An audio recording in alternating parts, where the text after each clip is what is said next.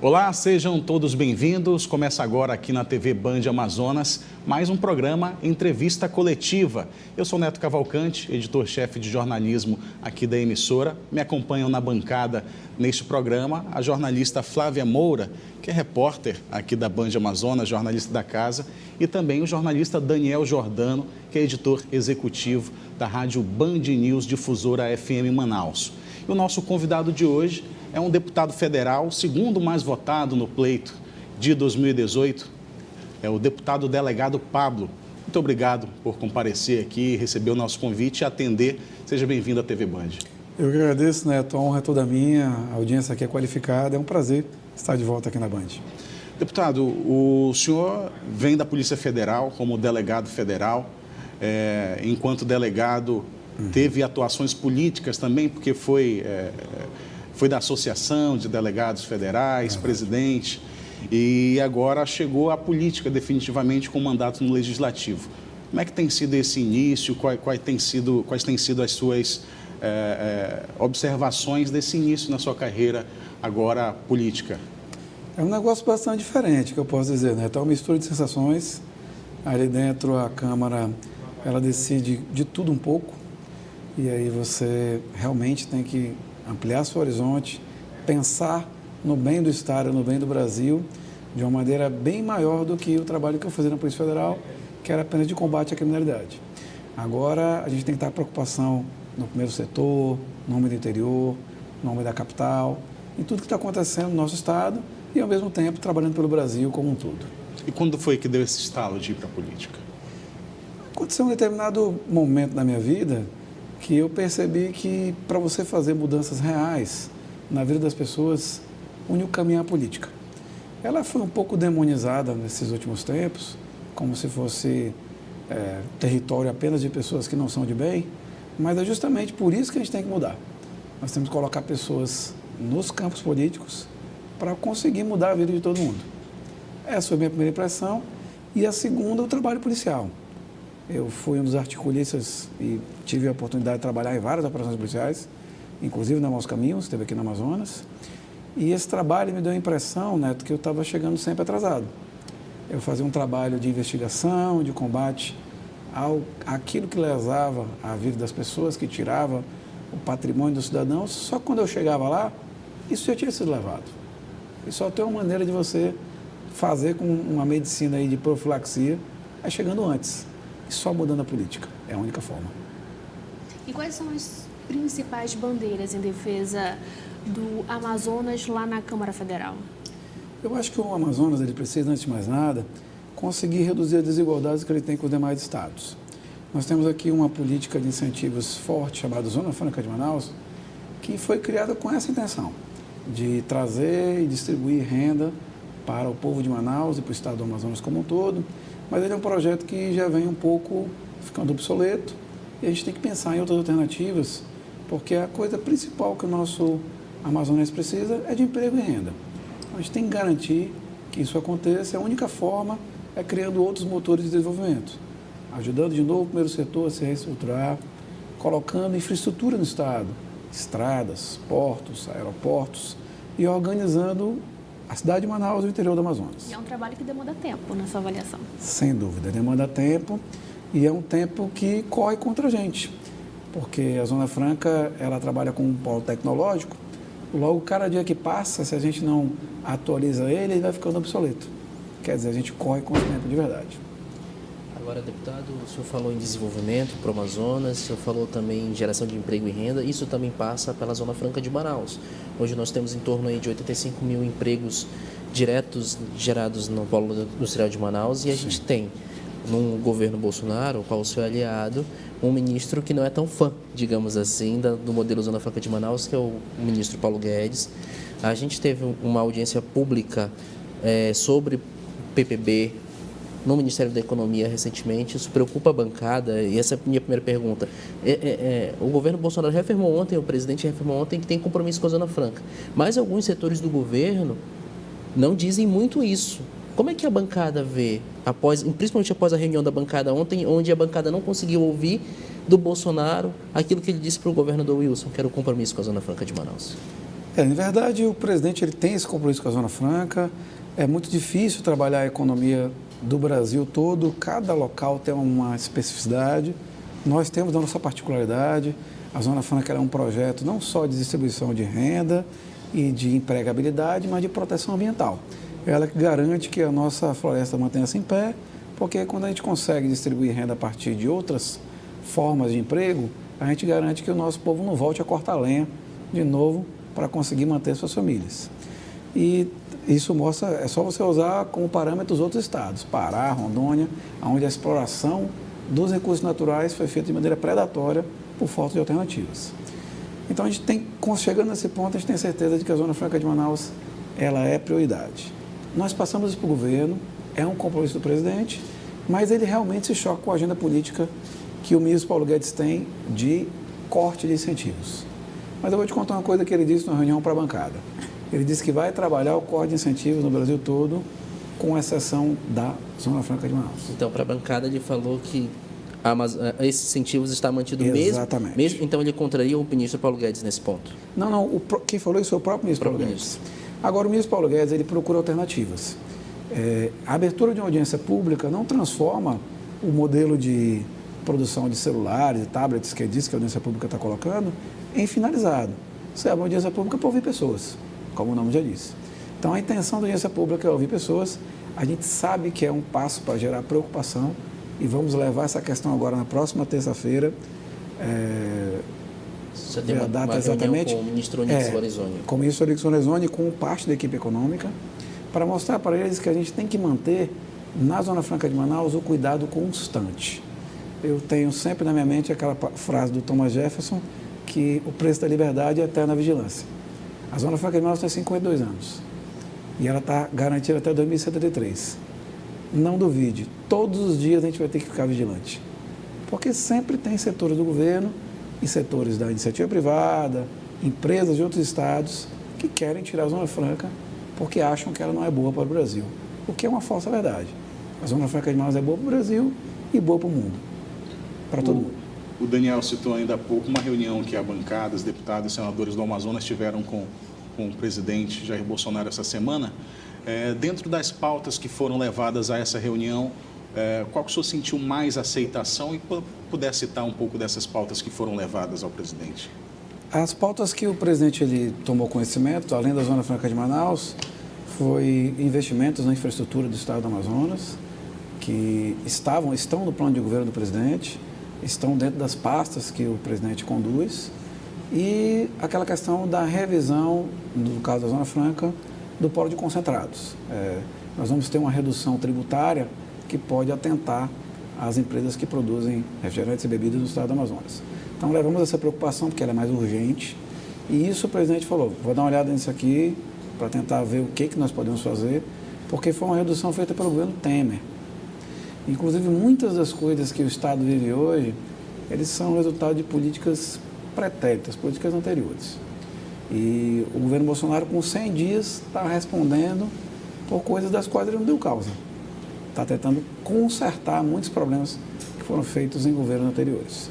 A gente pede de todo mundo, eu, como aliado do presidente, peço paciência das pessoas, porque eu acredito que ele tem compromisso com o Estado do Amazonas. Ele é um defensor da Zona Franca e do Amazonas e ele vai continuar sendo. Entre essas questões de infraestrutura, foi levada uma demanda com relação aos portos aqui do estado, de alguns municípios que são polos importantes aqui do Amazonas. Eu arrisco dizer que entre os ministros mais preparados que nós temos hoje é o ministro Tarcísio, da Infraestrutura e Transporte. Ele não é só um admirador daqui do nosso Amazonas. Ele serviu 8 anos de exército aqui. Então, ele conhece a realidade do exterior do Amazonas. Vários locais onde o Exército, a Marinha, a Aeronáutica tem bases, ele foi o engenheiro que projetou. Ele projetou a base aqui de Manaus aérea, algumas obras ligadas ao gasoduto Coari-Manaus. Então, ele conhece não só o Amazonas, como o interior e as particularidades. Isso torna ele um excelente aliado para a gente. Ele já falou que vai investir nos portos. Eu trouxe uma relação aqui específica que eu vou ler para ti, só para te dar dados para quem está nos ouvindo e está no interior do estado do Amazonas. O ministro falou que ele vai trabalhar a reabertura de portos de Beluri, Canutama, Itamaraty, Guajará e Santa Isabel do Rio Negro nos próximos 3 meses. Tá?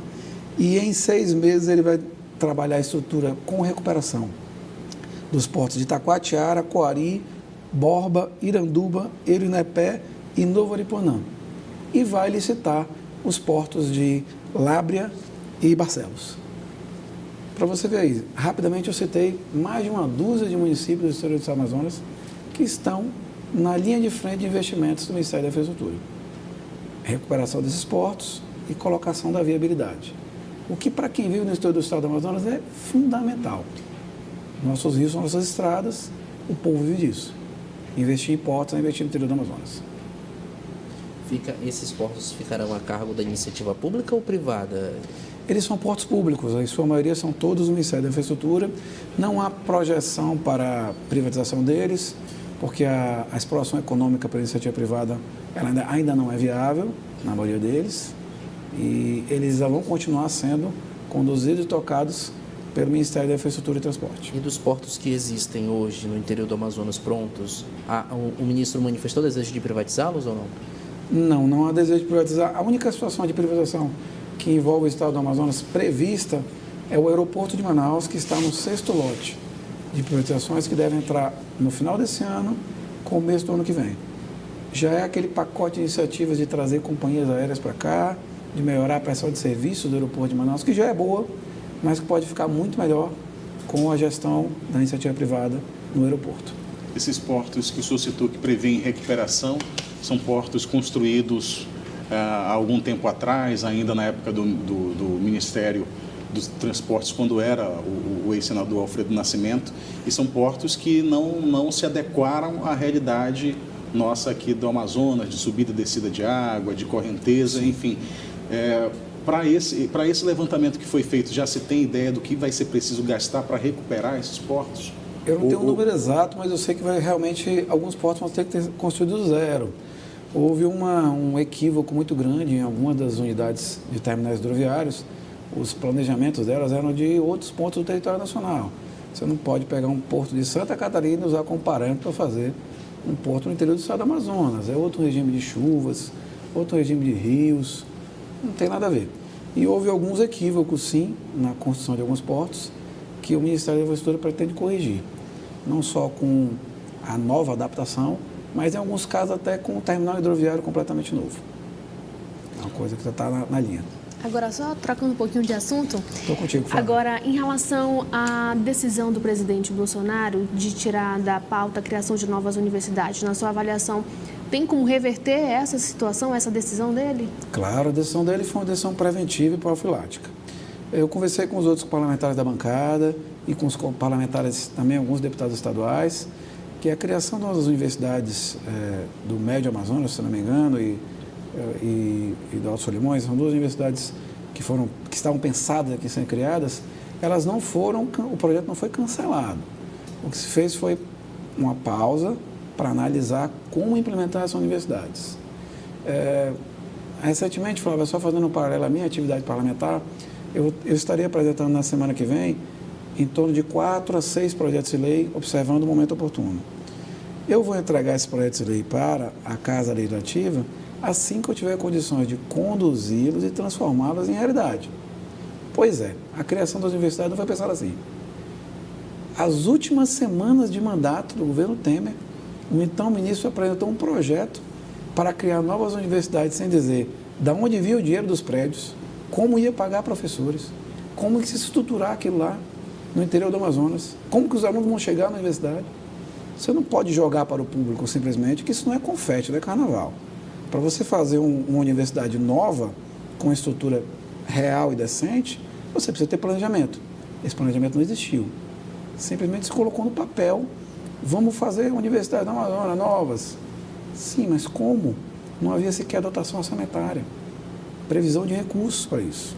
E essa pausa demora quanto tempo mais ou menos? É um freio de arrumação. O Ministério da Educação está passando por uma série de medidas, recentemente mudou o ministro, e tem muitas coisas a serem recolocadas, desde a educação básica até o ensino superior. Então, acredito que o governo federal vai fazer um estudo, como ele está fazendo já, nacional, para criar uma política de abertura de universidades que não contemple só o Amazonas, mas também outros estados da federação, e que a gente consiga atingir aquilo que a gente quer, que é uma universidade com ensino bom, com professor de qualidade e que entregue para quem quer estudar o melhor possível. Mas o senhor acha que é possível? Eu acho que é possível sim. Talvez não num curto prazo, assim, por exemplo, não esse ano haja uma definição. Como ele disse, não existe previsão de orçamento para esse ano.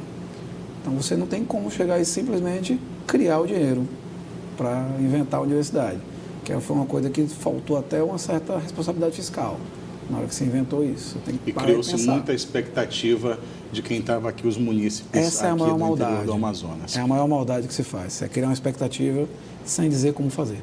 O Entrevista Coletiva faz um pequeno intervalo, daqui a pouco a gente volta com mais essa entrevista aqui com o delegado federal, deputado federal, delegado Pablo. Até mais.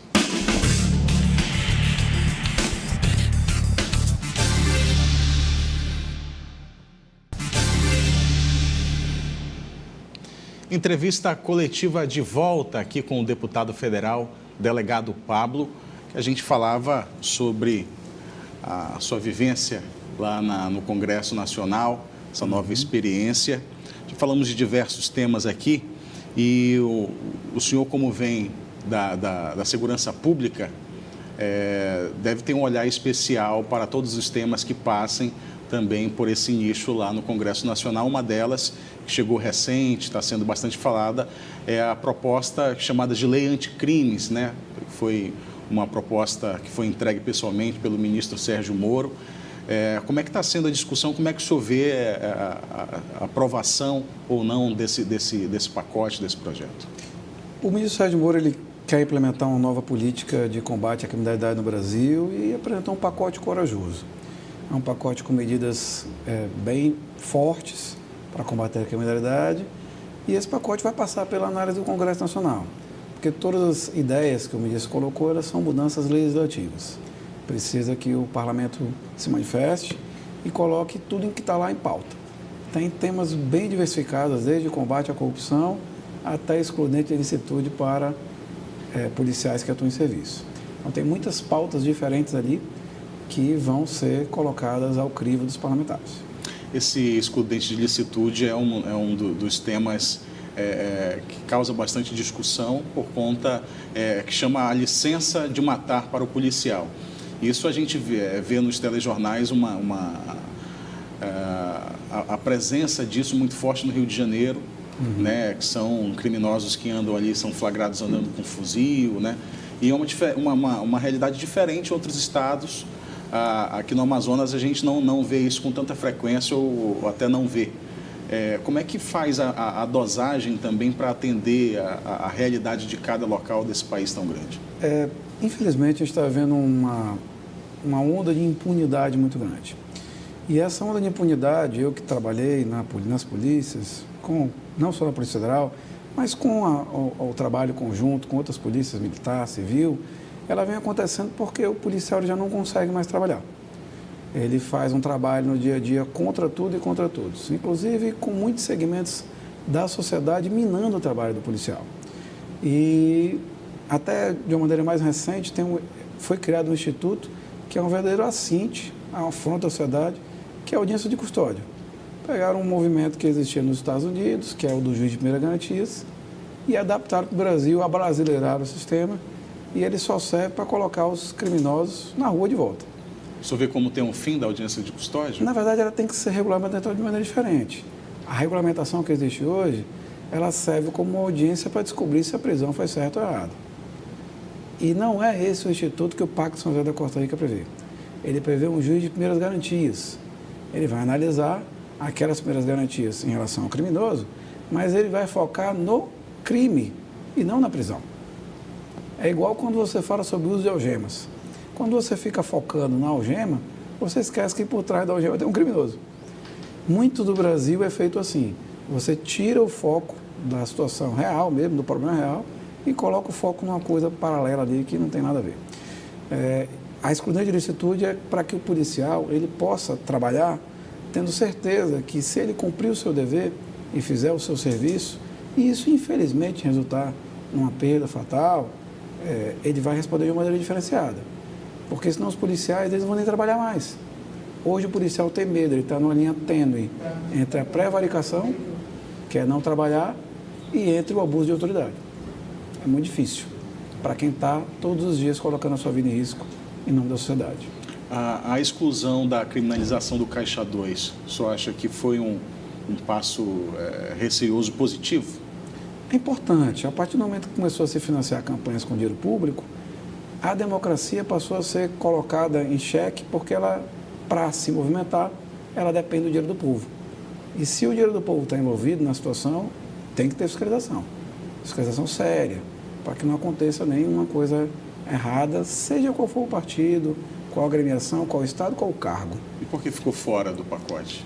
Eu acho que ele não quis misturar as estações, mas sem querer dizer que ambas não vão andar juntas. Elas podem perfeitamente andar em conjunto. O que ele não quis colocar junto foi para que esse tipo de discussão, porque pense só que o Caixa 2 vai trabalhar com quem? Com políticos. Isso podia fazer o quê com o pacote de crime? Derrubar o resto. Atrapalhar o seu andamento, inclusive. Então ele falou, bem, vou colocar separado, porque eu não quero misturar as estações. Isso mostra a habilidade política, de certa Habilidade forma? política, preocupação com a redução de homicídios e da criminalidade convencional, que é o que o pacote de crime trabalha. Olha, muito bem. Deputado, ainda a gente está falando nessa questão, antes de entrar na reforma da Previdência, que é um assunto também Claro. legal e importante, o presidente Jair Bolsonaro, eu queria que a gente só comentasse uma declaração que ele fez hoje no Amapá, durante uma inauguração de um aeroporto lá em Macapá. Ele classificou aquela situação toda do Exército no Rio de Janeiro, onde o carro de uma família foi fuzilado pelo Exército, e ele classificou como um incidente. Hoje, depois de alguns dias, ele finalmente se manifesta. Como que o senhor vê essa demora do presidente em se manifestar em um assunto grave, do seu aliado dele, e como o senhor também pode avaliar essa questão? Tudo bem, foi no Rio de Janeiro, mas teve repercussão nacional, e isso também envolve o presidente da República. Como que o senhor avalia essa situação? A demora na citação do presidente em relação ao caso, acho que não porque ele não tenha dado importância, porque existem muitos problemas no país que ele tem que dar conta.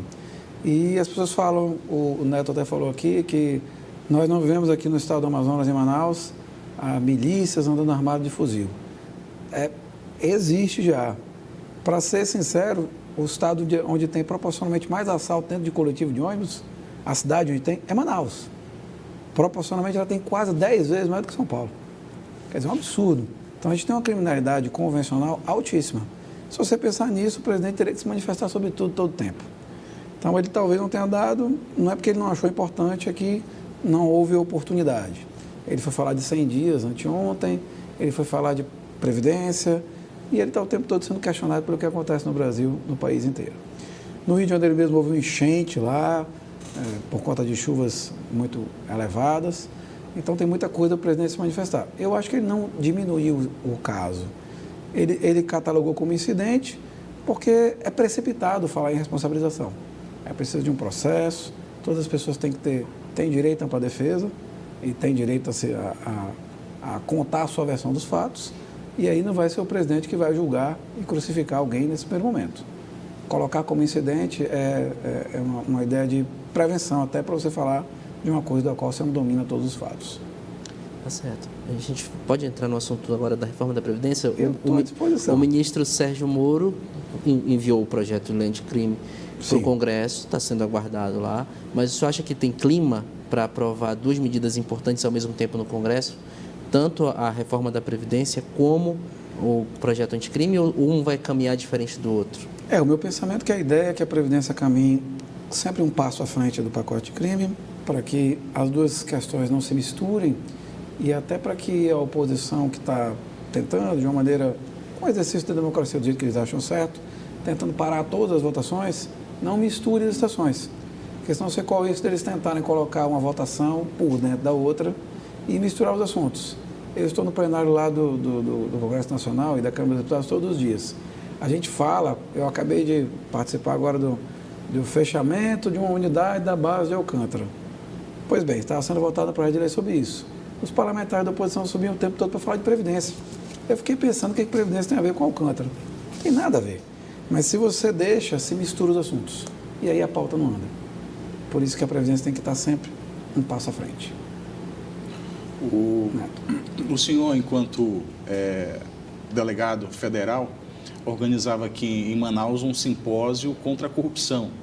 E agora, enquanto deputado federal, participa da CPI do BNDES que é uma CPI muito aguardada, porque pode dar um resultado assim, magnífico para o lado da briga contra a corrupção, porque o BNDES foi saqueado, é a ideia que a gente tem quando ouve os noticiários falando da corrupção com relação a esse órgão. Só acredita que essa CPI pode realmente dar subsídios para que essas pessoas que minaram o BNDES possam ser presos, possam pagar por isso? Neto, você não sabe minha felicidade de participar de uma comissão tão importante. O BNDES ele foi catalogado por toda a mídia nacional como caixa preta, justamente porque ele era um local onde as situações, os financiamentos, os empréstimos que eram concedidos, eles praticamente não tinham nenhuma transparência ou conhecimento do público. Pelo contrário, se emprestava dinheiro para fazer obras de grande vulto, em outros países até, sem nenhuma justificativa. Você tem um Banco Nacional de Desenvolvimento Econômico e Social, que serve para fazer o quê? Como diz o nome? Desenvolver a economia e a sociedade do Brasil. Fazendo um porto em Cuba, como é que se desenvolve o Brasil? Eu não sei, eu não vejo, não consigo enxergar. Construindo um aeroporto na Venezuela ou uma ponte na África, como é que o Brasil se desenvolve? Então, isso são indícios fortíssimos já de práticas ilícitas. No mínimo de má versação e mau uso do dinheiro público. Porque foram obras milionárias e algumas bilionárias, usando recursos públicos. Isso sem falar em empréstimos para várias empresas no Brasil, que foram catalogadas como campeões nacionais, onde todas fracassaram. Todas acabaram indo à bancarrota. Você prestou dinheiro para a Oi, a Oi está falindo. Você prestou dinheiro para a JBS teve o dono preso. Então, eu não entendi muito bem que tipo de desenvolvimento econômico e social se quis alcançar quando se fazia essas medidas. A CPI está aí para investigar isso. A gente vai a fundo de cada ponto e tentar encontrar responsáveis se houverem práticas ilícitas que forem identificadas. Tem artifício para fazer com que as pessoas que são convocadas à CPI para que realmente compareçam? A nossa Constituição Federal, ela cataloga a CPI com poderes de jurisdição idênticos ao de autoridades judiciais. Então, a gente pode não só intimar para que a pessoa venha convidado, como convocar para que ela venha, convites venham até à força. Porque a pessoa ela tem a obrigação de depor para a CPI do jeito que ela tem a obrigação de depor para a Justiça. E pode ser permitido também quebra de sigilos fiscais, telefônicos, telemáticos. Então, muitos dados podem ser concatenados e reunidos para que a gente descubra se existe ou não ilícitos ali que mereçam responsabilização. Deputado delegado Pablo, nós estamos chegando ao fim aqui do Entrevista Coletiva. Desde já agradeço a Flávia Moura, também ao Daniel Jordano. Peço que o senhor faça agora as considerações finais para que a gente possa encerrar. Neto, é um grande prazer estar aqui nessa bancada aqui de jornalistas tão competentes. Muitos assuntos tratados aqui em interesse do Amazonas e do Brasil. O meu recado que eu deixo para os amazonenses é que esse mandato é de vocês também.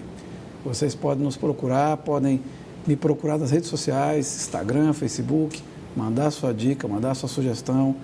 A gente está aprendendo junto com os demais parlamentares a fazer uma bancada coesa e a defender o interesse do Estado do Amazonas acima de tudo. A minha preocupação quando me ouvi na política foi sempre essa, afastar interesses pessoais e pensar na coletividade e melhorar a vida dos amazonenses. Eu sou um funcionário de cada amazonense, portanto posso ser cobrado por todos eles. Aqueles que quiserem, estou à disposição. O delegado Pablo, deputado, o delegado Pablo ainda citou as redes sociais que foram, lhe deram grande ajuda para lhe eleger, inclusive mais de 151 mil votos, com votos em todos os 62 municípios do Amazonas. Verdade. Deputado, parabéns pelo posicionamento lá no Congresso. Desejo boa sorte. Obrigado, Neto. Obrigado, Daniel. Obrigado, Flávio. Obrigado a vocês. Obrigado a Bandeirantes que oportuniza a gente a falar para todo mundo, para todo o Amazonas.